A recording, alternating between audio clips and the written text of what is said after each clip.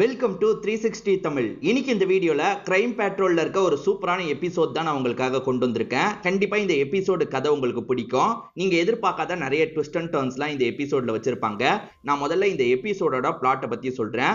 ஒரு அப்பாவை பொறுத்த வரைக்கும் ரெண்டு பொண்ணுங்க இருக்காங்க. மூத்த பொண்ணு, சின்ன பொண்ணு. சின்ன பொண்ணை கூட்டிட்டு ஒரு ஃபங்க்ஷனுக்காக போயிருப்பாரு. திரும்பி வந்து பார்க்கும்போது பெரிய பொண்ணு காணாம போயிருக்காங்க.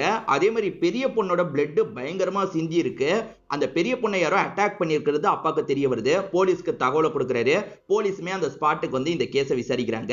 அப்படி விசாரிக்கும் போது கொஞ்சம் கூட எதிர்பார்க்காத நிறைய ட்விஸ்ட் அண்ட் டர்ன்ஸ்லாம் வருது. அதெல்லாம் என்ன ஏதுன்றத ஃபுல்லா பார்த்து நீங்க தெரிஞ்சுக்கோங்க. எக்ஸ்பிளனேஷனுக்குள்ள போறதுக்கு முன்னாடி வீடியோக்கு ஒரு லைக் போடுங்க. இந்த எக்ஸ்பிளனேஷன் பிடிச்சிருந்ததுன்னா ஐப்ன்ற ஆப்ஷனை கிளிக் பண்ணி சப்போர்ட் பண்ணுங்க. மேற்கொண்டு பேசி டைம் வேஸ்ட் பண்ணாம நம்ம நேரடியா ஃபுல் எக்ஸ்பிளனேஷனுக்குள்ள போயிடலாம். இந்த எபிசோடு ஸ்டார்டிங் சீனே வந்து இன்ஸ்பெக்டரோட வாய்ஸ் ஓவர்ல சில விஷயங்களை நமக்கு சொல்றாங்க. அது என்னன்னா, என்ன இந்த கேஸ் ரொம்பவே குழப்பிருச்சு. ஏன்னா ஒரு சம்பவம் நடந்தது. அந்த இடத்துக்கு போகும்போது எங்களுக்கு எந்த ஒரு பாடியும் கிடைக்கல. அந்த பொண்ணு இறந்து போயிட்டாளா உயிரோட இருக்காளான்ற மாதிரி நாங்க கன்ஃபியூஸ் ஆயிட்டோம் அப்படின்ற மாதிரிலாம் சொல்லிட்டு இருக்காரு. சோ இதெல்லாம் லைட்டா நமக்கு காமிச்சிட்டு இப்பதான் ஸ்டார்டிங்ல இருந்து நடந்த விஷயத்தை காட்டுறாங்க. ஆக்சுவலா மாப்பிள்ளை வீட்டை சேர்ந்தவங்க ஒரு பொண்ணை பாக்குறதுக்காக வந்திருக்காங்க. அண்ணனோட பொண்ணுக்கு தான் கல்யாணத்துக்கு பிளான் பண்றாங்க போல. தம்பியுமே அங்க இருக்காரு. தம்பியோட ஒய்ஃபுமே அந்த இடத்துல இருக்காங்க.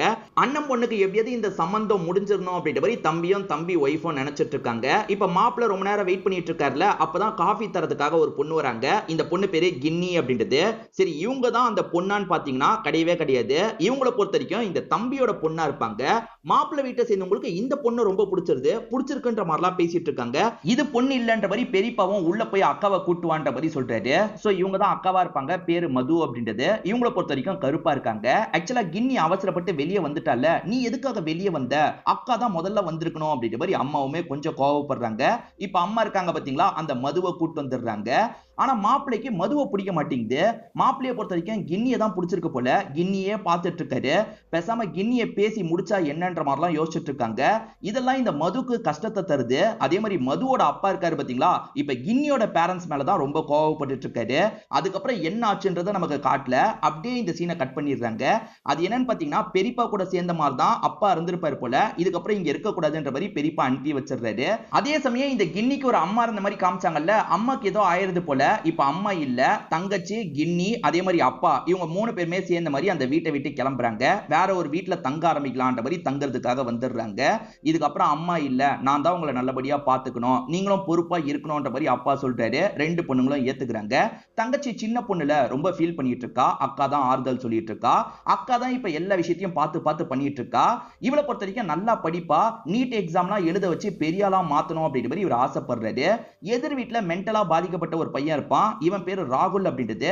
இவனுமே தேவதை அப்படின்ற மாதிரிலாம் இந்த பொண்ணை பார்த்து சொல்லிட்டு இருக்கான். அதாவது இந்த பொண்ணோட காதுலலாம் அது கேட்கல. இவன் பாட்டுக்கு சைட்ல சொல்லிட்டு இருக்கான். அப்பாவை பொறுத்த வரைக்கும் எப்படியாவது பொண்ணை டாக்டர் ஆக்கிடணும் அப்படின்ற மாதிரி யோசிக்கிறாரு. இப்ப கோச்சிங் சென்டருக்குலாம் பொண்ணை அனுப்பி வச்சிட்டு இருக்காரு. இவங்க தானே இப்ப குடும்பத்துல கொஞ்சம் பெரிய பொண்ணு. தங்கச்சியை இவங்க தான் நல்லபடியா பாத்துக்கிறாங்க. அதாவது அம்மா எப்படி பொறுப்பா இவங்க ரெண்டு பேரையும் பாத்துக்கிட்டாங்களோ அந்த மாதிரி இவங்க பொறுப்பா பாத்துட்டு இருக்காங்க. அது என்னன்னா, சேவிங்ஸ் நம்ம இப்படி பண்ணணும்பா அப்படி பண்ணணும்பா அப்படின்ற மாதிரி அப்பா கிட்ட சொல்லிட்டு இருக்காங்க. அதே மாதிரி தங்கச்சிக்கு அம்மா சில விஷயங்கள் எல்லாம் செஞ்சு தருவாங்கல்ல, அதெல்லாம் இவங்க செஞ்சு தந்துட்டு இருக்காங்க. இத பாக்குற அப்பாவுக்கு ரொம்ப பெருமையா இருக்கு. இந்த அப்பாவோட பேரு அருண் அப்படின்றது. உன்னை நினைச்சா எனக்கு ரொம்ப பெருமையா இருக்கு அப்படின்ற மாதிரிலாம் இந்த பொண்ணு கிட்ட சொல்லிட்டு இருக்காரு. அதே சமயம் அம்மாவோட சுடிதார்லாம் இருக்கும் பாத்தீங்களா, இந்த பொண்ணுமே அந்த சுடிதார்லாம் போட்டு ரெடி ஆயிட்டு இருக்கா. இத பாக்குற தங்கச்சி ரொம்ப எமோஷனல் ஆகுறாங்க. ஏன்னா அம்மாவையே பாக்குற மாதிரி இருக்குல்ல. இப்ப வேகமா அக்கா வந்து கட்டிலாம் பிடிச்சிட்டு இருக்காங்க. இத பாக்குற அப்பாவுமே இந்த இடத்துல சந்தோஷப்படுறாரு. இவங்களுக்குள்ள இப்படி கொஞ்சம் ஃபீலிங்கா பேசிட்டு இருக்கும் போது தீபக் அங்கிள்னு ஒருத்தர் வந்து கதவை தட்டுறாரு. இவருமே பக்கத்துல தான் இருக்காரு போல. நீ எக்ஸாம கிராக் பண்ணிட்டமா, உனக்கு தெரியுமா தெரியாதா, நான் ஸ்வீட்ஸோட வந்திருக்கேன் அப்படின்ற மாதிரிலாம் ஸ்வீட்டை தந்துட்டு இருக்காரு. அதாவது மெயின் எக்ஸாம கிராக் பண்ணல, அதுக்கு முன்னாடி ஒரு எக்ஸாம் இருக்கும் போல, அதை இவங்க கிராக் பண்ணிட்டாங்க போல. வேகமா இந்த பொண்ணுக்கு ஸ்வீட் எல்லாம் ஊட்டி விடுறாரு. இந்த பொண்ணு கொஞ்சம் அன்ஈஸியா ஃபீல் பண்றாங்க. ஏன்னா அவரை பொறுத்த வரைக்கும் இந்த பொண்ணு கிட்ட கொஞ்சம் அட்வான்டேஜ் எடுத்து பழகுறாரு. இதெல்லாம் சுத்தமா அருணுக்கும் பிடிக்க மாட்டேங்குது. ஸ்வீட் எல்லாம் நான் தந்துக்கிறேன், நீ கிளம்பு அப்படின்ற மாதிரி தீபக் அனுப்பி வச்சிடுறாரு. ஆக்சுவலா மென்டலா பாதிக்கப்பட்ட அந்த ராகுலை பொறுத்த வரைக்கும் கிண்ணியை ரொம்ப பிடிச்சிருக்கு போல. எப்ப பாரு கிண்ணியை பார்த்துட்டு அவங்கள கட்டி பிடிக்கிற மாதிரிலாம் போகிறதுக்கு ட்ரை பண்ணிட்டு இருக்கான். அப்படிலாம் பண்ணக்கூடாதுப்பா, அப்படிலாம் பண்ணக்கூடாது அப்படின்ற மாதிரி அப்பா கண்ட்ரோல் பண்ணிட்டு இருக்காரு. அவ தேவதை எனக்கு வேணும், அவ தேவதை எனக்கு வேணும்ன்ற மாதிரிலாம் சொல்லிட்டு இருக்கான். கஷ்டப்பட்டு அப்பாவும் கண்ட்ரோல் பண்ணிட்டு இருக்காரு. இவங்க வந்ததுக்கு அப்புறம் அந்த பெரியப்பாவோட பொண்ணுக்கு கல்யாணம் எல்லாம் முடிஞ்சிருச்சு போல. இப்ப அந்த இடத்துல ஏதோ ஒரு ஃபங்க்ஷன் நடக்குது. அந்த ஃபங்க்ஷனுக்காக கிளம்பிட்டு இருக்காங்க. பெரியப்பா கின்னி வரக்கூடாதுன்னு சொல்லியிருப்பாரு போல. அதனால அப்பாவும் சின்ன பொண்ணும் சேர்ந்து கிளம்புற மாதிரி தான் பிளான் இருக்கும். நீ வீட்டுல தனியா இருந்துருவல அப்படின்ற மாதிரி பொண்ணு கிட்ட கேக்குறாரு. அதெல்லாம் இருந்துருவம்பா அப்படின்ற மாதிரி இவங்களுமே சொல்றாங்க. யார் கதவை தட்டினாலும் திறக்க கூடாதுன்ற மாதிரி அப்பா கிளம்புறாரு. இவங்க படிச்சிட்டு இருக்கும் போது நைட்டு நேரம் யாரோ கதவை தட்டுறாங்க. யாருன்ற மாதிரி இவங்களுமே கதவை திறக்கிறாங்க. அந்த இடத்துக்கு யாரோ வராங்க. இந்த பொண்ணுமே அவங்கள பாக்குறாங்க. ஷாக் ஆவறாங்களா என்னன்னு கூட நமக்கு தெரியல. அப்படியே இந்த சீனை கட் பண்ணிடுறாங்க.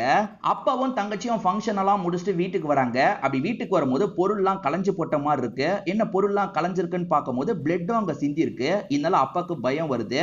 இதை தாண்டி ஜன்னல் வழியாவும் பிளட் நிறைய சிந்தி இருக்கு. ஏதோ பிரச்சனை நடந்திருக்குன்றது அப்பாக்கு புரியுது பாத்தீங்களா. அப்பாவுமே போலீஸுங்களுக்கு தகவலை கொடுக்குறாரு. இப்ப போலீஸுங்களும் இந்த ஸ்பாட்டுக்கு வராங்க. என்ன பொருள் இப்படி கலைஞ்சிருக்குன்ற மாதிரிலாம் பார்த்துட்டு இருக்காங்க. ஆனா அந்த கின்னின்ற பொண்ணு எங்க போனான்னு தெரியல. சிந்தி இருக்கிறது அவ பிளட் ஆண்டதை செக் பண்ணோன்ற மாதிரி யோசிக்கிறாங்க. பிளட் வாசல் கிட்டயும் நிறைய இடத்துல வலிஞ்சிருக்கு. சோ அந்த பொண்ணை யாரோ பயங்கரமா அட்டாக் பண்ணி அதுக்கப்புறம் பாடியை இழுத்துட்டு போயிருக்காங்க போல அப்படின்ற மாதிரி இவங்களுமே யோசிக்கலாம் ஆரம்பிக்கிறாங்க. ஏதாவது ஃபுட் பிரிண்ட்ஸ் கிடைக்குதான்ற மாதிரி செக் பண்ணிட்டு இருக்காங்க. ரெண்டு பேரோட ஃபுட் பிரிண்ட்ஸ் இவங்களுக்கு கிடைக்குது. ஒருவேளை வந்தது ரெண்டு பேரா அப்படின்ற மாதிரி இவங்களுக்குள்ள டிஸ்கஷன் போயிட்டு இருக்கு. தங்கச்சியை பொறுத்த வரைக்கும் அக்கா கூட பழகனா பாத்தீங்களா, அதை பத்திலாம் யோசிச்சு பார்த்துட்டு இருக்கா. இப்ப அக்கா இல்ல அக்காக்கு என்ன ஆச்சு அப்படின்ற மாதிரி ஃபீல் பண்ணிட்டு இருக்கா. இவளை பொறுத்த வரைக்கும் வீசிங் ப்ராப்ளம்லாம் இருக்கும் போல. இன்கேலர் எங்கன்ற மாதிரி தேடிட்டு இருக்கா. அப்பவும் அந்த இடத்துக்கு வந்துடுறது. ஒன்னும் இல்லன்ற மாதிரி இன்கேலர்லாம் எடுத்து தந்துட்டு இருக்காரு. இப்ப போலீஸுங்க அப்பா கிட்டயும் இந்த சின்ன பொண்ணு கிட்டயும் பேசுறதுக்காக வந்துடுறாங்க. அது என்னன்னா வீட்டுல ரெண்டு விதமான ஃபுட் பிரிண்ட்ஸ்லாம் கிடைச்சிருக்குல்ல, இத பத்திலாம் அப்பா கிட்ட கேட்க ஆரம்பிக்கிறாங்க. முதல்ல அப்பாவோட ஃபுட் சைஸை கேட்கறாங்க. அப்பாவை பொறுத்த வரைக்கும் 6ன்ற மாதிரி சொல்றாரு. சரி கின்னியோட ஃபுட் சைஸ் என்னன்ற மாதிரி கேட்கும்போது அவ 5 தான் அப்படின்ற மாதிரி அப்பா சொல்றாரு. எதுக்காக இதை கேட்கறீங்கன்னும் போது இல்ல வீட்டுக்குள்ள ரெண்டு பேரோட ஃபுட் பிரிண்ட்ஸ் கிடைச்சிருக்கு. அதனால தான் வந்தது ரெண்டு பேரா இருக்குமான்ற மாதிரி சந்தேகமா இருக்கு. உங்க பொண்ணுக்கு யார் கூடயாவது பிரச்சனை இருந்ததா இல்ல உங்களுக்கு யார் கூடயாவது பிரச்சனை இருந்ததான்ற மாதிரி இவங்க கேக்குறாங்க.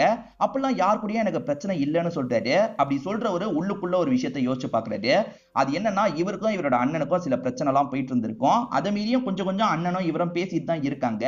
அண்ணனை பொறுத்த வரைக்கும் சீக்கிரமா கின்னிய கல்யாணம் முடிச்சு அனுப்பி வச்சிரு, அவளோட படிப்புக்கெல்லாம் செலவு பண்ணாத, கின்னி ஒன்னும் உன்னோட உண்மையான பொண்ணு இல்லைன்னு சொல்றாரு.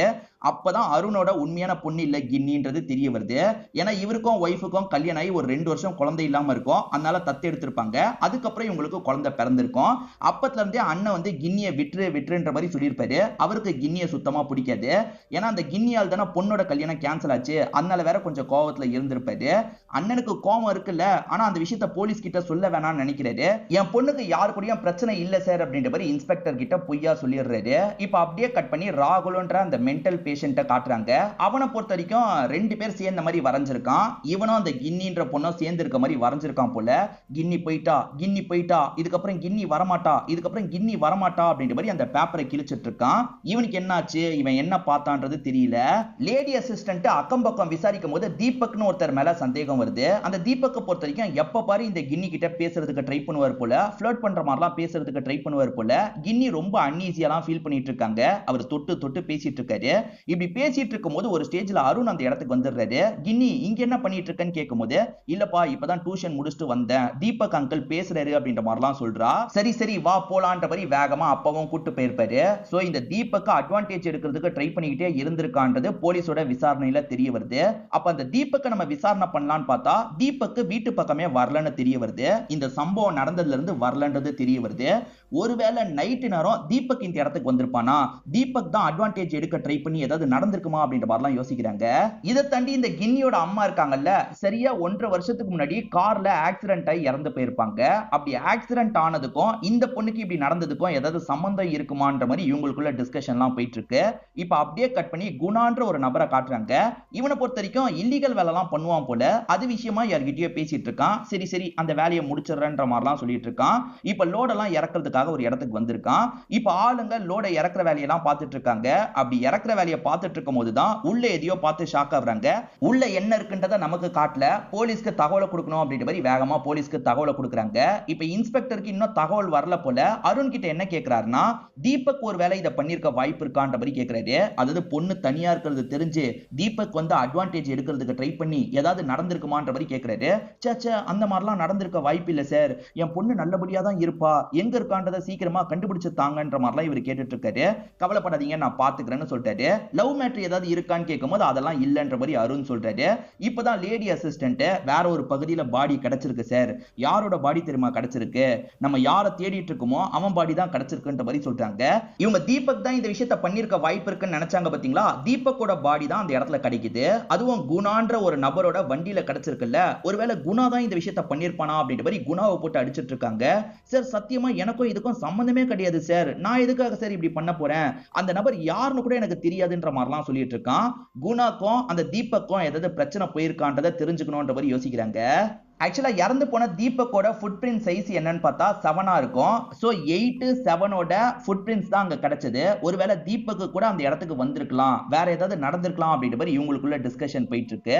இதை தாண்டி இந்த அருண் இருக்காரு பாத்தீங்களா, ஒரு வருஷத்துக்கு முன்னாடி தான் அண்ணனை விட்டு வெளியேறி இருக்காரு. அண்ணன் தான் போக வச்சிருக்காரு. அவங்களுக்குள்ள ஏதோ பிரச்சனை இருக்கு சார், அந்த பிரச்சனையை தெரிஞ்சுக்கணும் அப்படின்ற மாதிரி ஆளுங்க சொல்றாங்க. இதை தாண்டி கரண்ட் கட் ஆச்சு பாத்தீங்களா, முன்கூட்டியே சொல்லியிருப்பாங்க. அதாவது இந்த டைம் நாங்க கரண்ட்டை கட் பண்ணிடுவோம், ஏன்னா டிரான்ஸ்ஃபார்மர்ல வேலை பார்க்கணும்ன்ற மாதிரி சொல்லியிருப்பாங்க. அப்படி இருக்கும் போது கரண்ட் போக போறது தெரிஞ்சு யாரோ கரெக்டா பிளான் பண்ணி இந்த டைமை யூஸ் பண்ணியிருக்காங்க. யார் இதுக்கு பின்னாடி இருக்க வாய்ப்பு இருக்கு அப்படின்ற மாதிரி இன்ஸ்பெக்டருமே பயங்கரமா யோசிக்கிறாரு.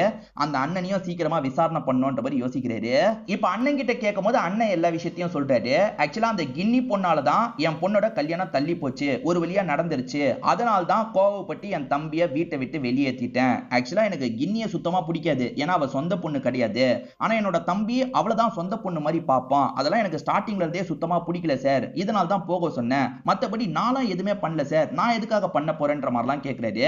ஏன்னா கோவத்துல இவர் ஏதாவது பண்ணிருப்பாரான்ற மாதிரி சந்தேகப்படுறாங்க. இவரோட ஃபுட் சைஸ் கூட 8 இருக்கும். அதனால இவர் ஏதாவது பண்ணிருப்பாரான்ற மாதிரி சந்தேகப்படுற மாதிரி நிறைய கேள்வி கேட்கிறாங்க. சார் சத்தியமா எனக்கும் இதுக்கும் சம்பந்தமே கிடையாது. ஆக்சுவலா என் பொண்ணோட ஒரு ஃபங்க்ஷன் தான் நடந்தது, அதுக்காக தான் தம்பியே வந்தான், நான் இங்க தான் இருந்தேன்ற மாதிரிலாம் சொல்லிட்டாரு. இவர் இங்க தான் கடைசி வரைக்கும் இருந்தாரான்றதை செக் பண்ணணும்ன்ற மாதிரி யோசிக்கிறாங்க. இதை தாண்டி அந்த கின்னியோட ஃப்ரெண்ட்ஸுங்க கிட்ட எல்லாம் பேசிட்டு இருக்காங்க. அதுல ஒரு ஃப்ரெண்டு பொண்ணு இருக்காங்கல்ல, ஒரு விஷயத்த சொல்ல ஆரம்பிக்கிறாங்க. ஆக்சுவலா கின்னியை பொறுத்த வரைக்கும் ஒரு நபர் கிட்ட பழகி இருக்கா போல. இப்பதான் நமக்கு விஷுவலா அந்த விஷயத்தை காட்ட ஆரம்பிக்கிறாங்க. அந்த நபரோட பேரு மனோஜ் அப்படின்றது. ஆக்சுவலா இவ டியூஷன்லாம் போயிட்டு இருக்கா பாத்தீங்களா, அவன் அடிக்கடி ஃபாலோ பண்ண ஆரம்பிச்சிருப்பான். இந்த பொண்ணுக்குமே வந்து பிடிக்க ஆரம்பிச்சிருக்கும். அதனால மனோஜ் கிட்ட பழகலாம் ஆரம்பிச்சிருப்பா. ரெண்டு பேருமே சேர்ந்த மாதிரி அடிக்கடி வெளியெல்லாம் சுத்தி பார்த்துட்டு இருப்பாங்க. இந்த பொண்ணை பொறுத்த வரைக்கும் பெருசா டாக்டர் படிப்பு படிக்கிறது பிடிக்கல போல. அதை பத்திலாம் அவன் கிட்ட தான் ஷேர் பண்ணிட்டு இருக்கா.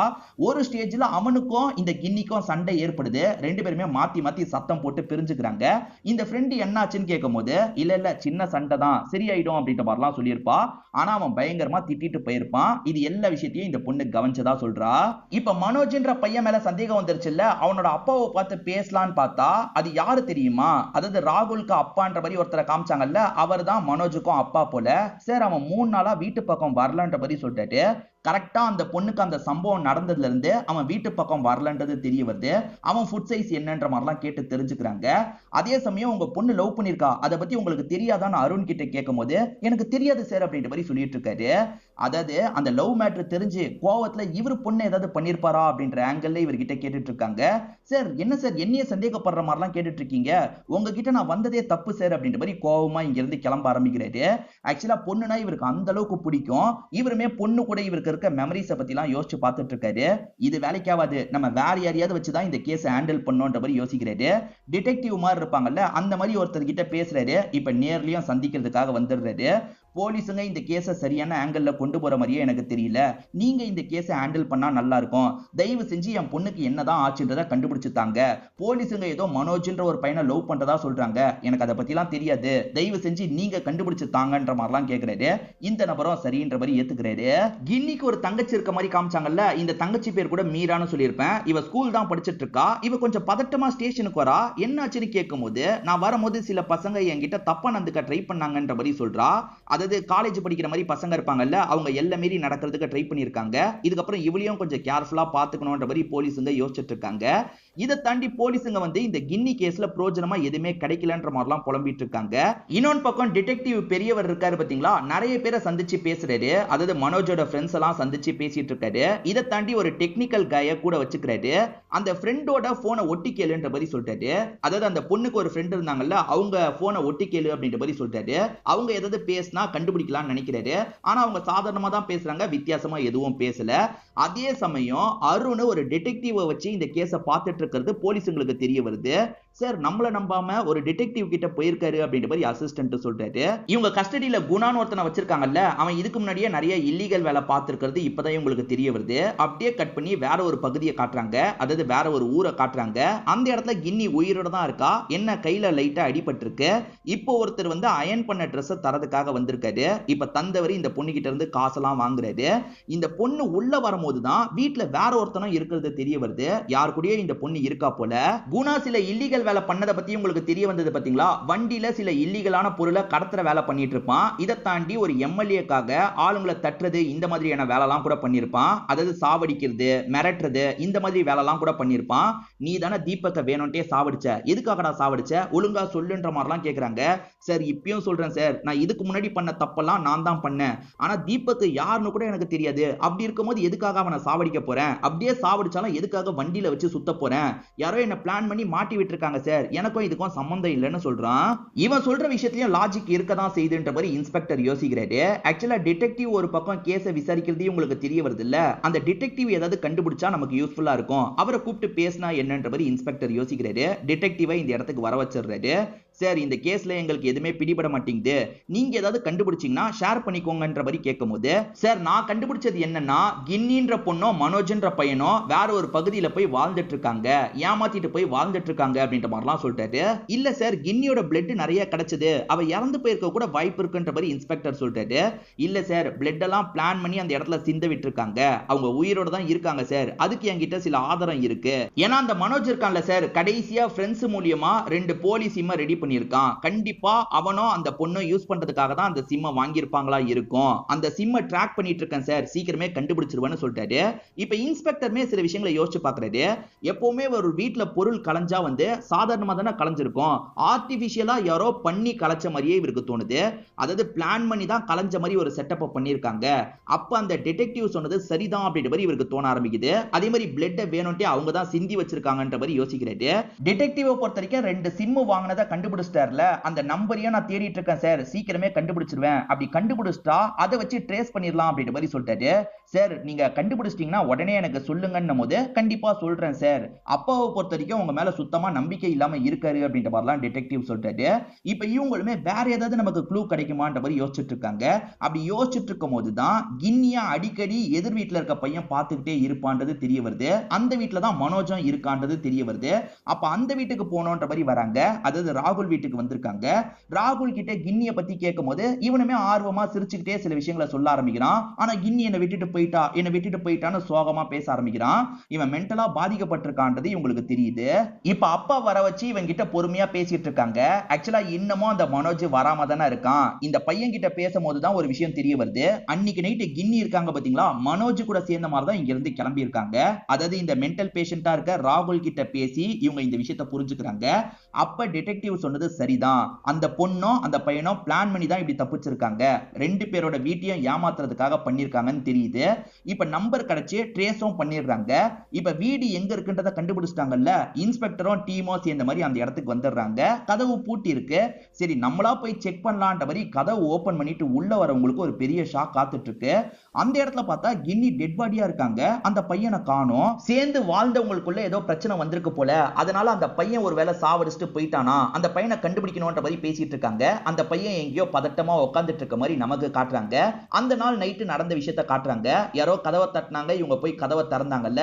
ஆனா இந்த வாட்டி இவங்க கதவை திறக்கிறதுக்கு வெயிட் பண்றாங்க. அந்த பையன் வரான். அந்த பையன் கிட்ட இவங்க பதட்டமா ஏதோ சொல்றாங்க. ஏதாவது நடந்துருச்சா என்னன்றது கிளியரா தெரியல. இந்த பையனுமே சரி ஓகே நான் சொல்ற மாதிரி பண்ணலான்ற மாதிரி சொல்லிட்டு இருக்கான். அது என்னன்னா இவங்களோட பிளட் அங்க சிந்துற மாதிரிலாம் செட் பண்ணிட்டு இவங்களை கூட்டு போயிருப்பான். கூட்டு போய் இவங்க 2 பேருமே ஒரு இடத்துல இருந்துட்டு இருக்காங்க. அப்ப இவங்களுக்குள்ள நிறைய சண்டை வந்துகிட்டே இருக்கு. இவன் வேலைக்கே போகாம வீட்லயே இருக்கான். இதனால அந்த பொண்ணு சண்டை போட்டுட்டு இருக்காங்க. நீ நகை எடுத்துட்டு வந்திருக்கல, அதை தாண்ட மாதிரி கேட்கிறான். எல்லாமே என் அம்மாவோட ஞாபகமா இருக்கிற நகை, அதெல்லாம் நான் தரமாட்டேன்ற மாதிரி சொல்றாங்க. இது ரிலேட்டடா இவங்க 2 பேருக்குள்ள எப்ப பாரு சண்டை வந்துட்டு இருக்கு. அதனால ஒரு வேளை இவன் சாவடிச்சிட்டானான்னு தெரியல. இப்ப இந்த பையனை கண்டுபிடிக்கணும்ன்ற மாதிரி போலீஸுங்க தேடுறாங்க. இவனுமே ஒரு இடத்துல சாப்பிடுறதுக்காக உட்கார்ந்துட்டு இருக்கான். சாப்பிட தோண மாட்டேங்குது. கொஞ்சம் பதட்டமா இருக்கிறதுனால அதை அப்படியே வச்சுட்டு போயிடுறான். இந்த பையனோட போட்டோ தான் இவங்க கிட்ட இருக்குல்ல, இந்த ஏரியால இருக்க எல்லார்கிட்டயும் விசாரிக்கலான்ற மாதிரி விசாரிச்சுட்டு இருக்காங்க. அப்படி விசாரிக்கும் போது ஒரு நபர் ஒரு விஷயத்த சொல்ல ஆரம்பிக்கிறாரு. அந்த பையனை பார்த்தாரா என்னன்னு தெரியல, ஒரு விஷயத்தை இவங்க கிட்ட சொல்லிட்டு இருக்காரு. இதை கேட்டோன்னே இவங்க பயங்கரமா ஷாக் ஆகுறாங்க. அதாவது துணியை கொடுக்கறதுக்காக ஏற்கனவே வீட்டுக்கு வந்தார்ல, அவர் அவர் ஒரு விஷயத்த சொல்றாரு. அவர் என்ன சொல்றாருன்றத நமக்கு ரிவீல் பண்ணல. இப்ப ஒரு வாரத்துக்கு முன்னாடி என்ன ஆச்சு அப்படின்றத நமக்கு காட்டுறாங்க.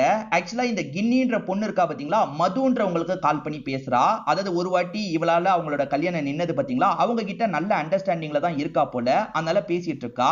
என்னோட அப்பா லவ்வை ஏத்துக்க மாட்டாருன்றதுக்காக தான் இந்த மாதிரி பண்ணிட்டேன். என்னோட அப்பா நான் செத்து போயிட்டு தான் நினைச்சிருவாரு, விட்டுருவாருன்னு நினைச்சா தேடிட்டு இருக்காரு. எனக்கு பயமா இருக்குக்கா அப்படின்ற மாதிரி புலம்பிட்டு இருக்கா. அப்பா கிட்ட பேசி சேர்ந்துரு, அதுதான் நல்லதுன்ற மாதிரி சொல்றாங்க.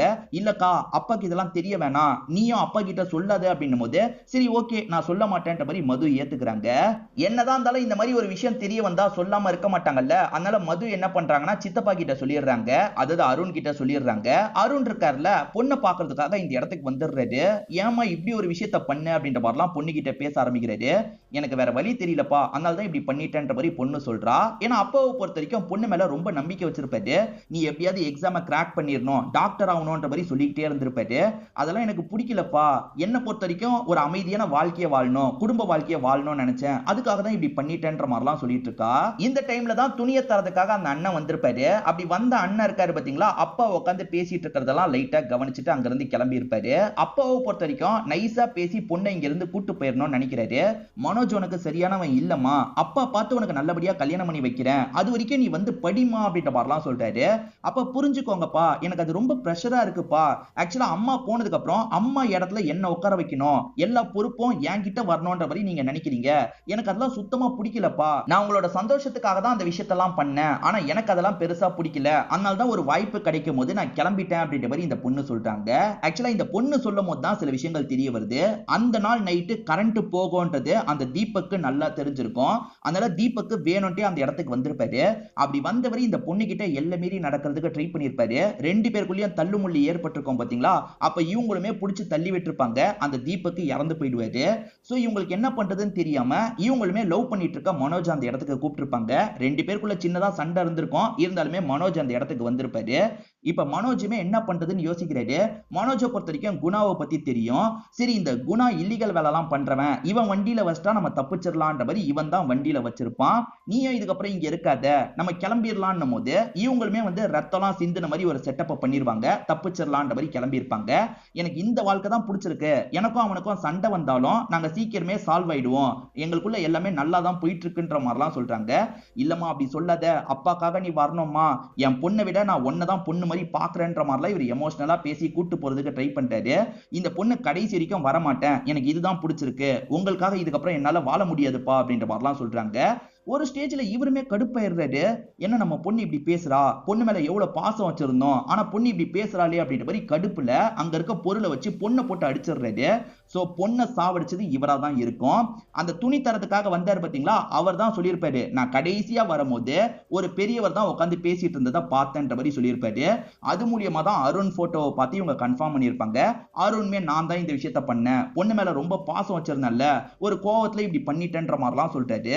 என்னதான் இருந்தாலும் நீங்க இப்படி பண்ணிருக்க கூடாது, எப்படி இப்படி பண்ணுவீங்கன்ற மாதிரி இன்ஸ்பெக்டரும் இவரை போட்டு பயங்கரமா திட்டிட்டு இருக்காரு. சோ இவருக்கான தண்டனை இவருக்கு கிடைக்கும்ன்ற மாதிரி லாக் பண்ணி இங்க இருந்து கூட்டு போயிட்டு இருக்காங்க. மதுன்னு ஒரு அக்காவை காமிச்சாங்கல்ல, இப்ப அந்த அக்கா தோல்ல சாஞ்ச மாதிரி தான் மீரான்ற அந்த சின்ன பொண்ணு அழுதுட்டு இருக்கா. ஆக்சுவலா என்ன நடந்திருக்கும்னா, இவன் வீட்டுக்கு எப்பவுமே போல வந்திருப்பான். அப்படி வரும்போது அந்த இடத்துல கின்னி இறந்து போயிருக்கிறத பார்த்து இவன் செம்மையா பயந்திருப்பான். அதாவது மனோஜ்ன்ற பையன் பயந்திருப்பான், வேகமா அங்க இருந்து கிளம்பி போயிருப்பான். சோ இதுதான் நடந்தது அப்படின்றத இங்கதான் நமக்கு புரிய வைக்கிறாங்க. இதோடயே இந்த கதையை நமக்கு முடிக்கிறாங்க. இந்த கதையில வந்த ட்விஸ்ட் அண்ட் டர்ன்ஸ்லாம் கண்டிப்பா உங்களுக்கு பிடிச்சிருக்கும்னு நம்புறேன். இந்த வீடியோ உங்களுக்கு பிடிச்சிருந்ததுன்னா லைக் பண்ணுங்க, கமெண்ட் பண்ணுங்க, மறக்காம 360 தமிழ் சேனலை சப்ஸ்கிரைப் பண்ணுங்க. தொடர்ச்சியா இந்த மாதிரி வீடியோக்கள் வந்துகிட்டே தான் இருக்கும்.